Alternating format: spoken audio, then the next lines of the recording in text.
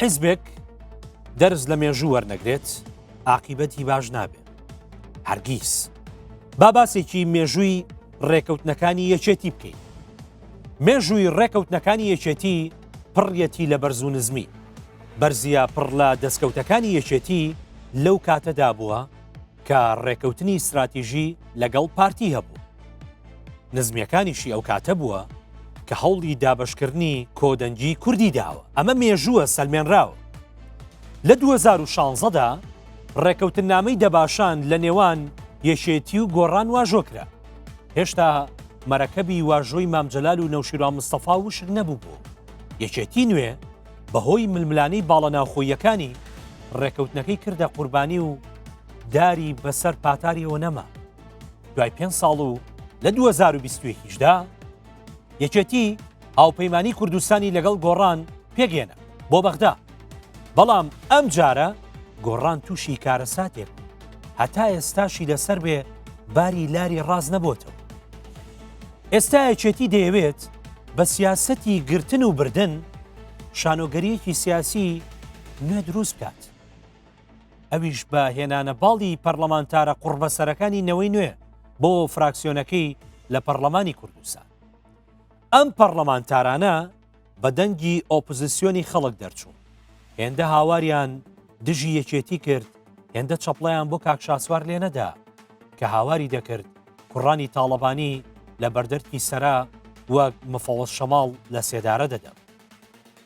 ئەبەوانە دەرچوو کە چی ئێستا ناچاری ئەم سەفقە سیاسیە نهێنیە کراوە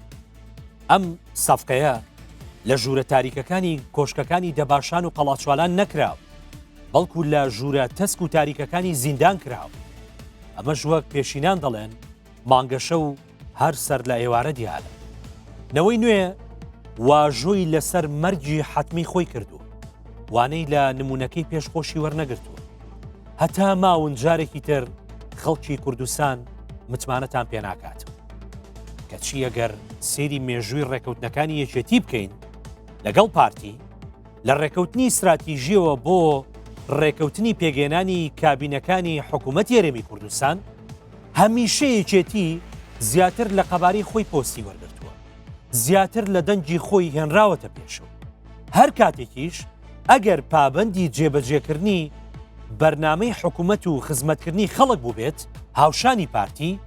نەک زیانی نەکردووە کوردستانیش زیاتر سەقامگیر و پێشکەوتوتر بووە ئیتر ئەمە ڕێکەوتنەکانی یەکێتی و چارەنووسینەوەی نوێ بەڵام لەبیریشمان نەچێت یەکێتی چەندین ڕێکەوتنی دیکەی سیاسی کردووە لە دەرەوەی کۆدەنجی کوردی بەڵام هەر بەکارەسات بۆ کورد کۆتایی هاتووە لە ڕێکەوتنەکەی 16 ئۆکتۆبرەوە بۆ ڕێکەوتنەکەی هۆتێل ڕەشید کە پارێزگاری کەرکووکی ڕادەست کردەوە تەمووستان باش ئەو مانگەی بافڵ تاڵەبانی و قوبات تاڵەبانی ئامۆزاکانی خۆیان لە یەکێتی وەدەرنا و ئێستاش گۆبەندێکی دیکەیان بۆ شاسوار عەبدولواحید گرتووەتەوە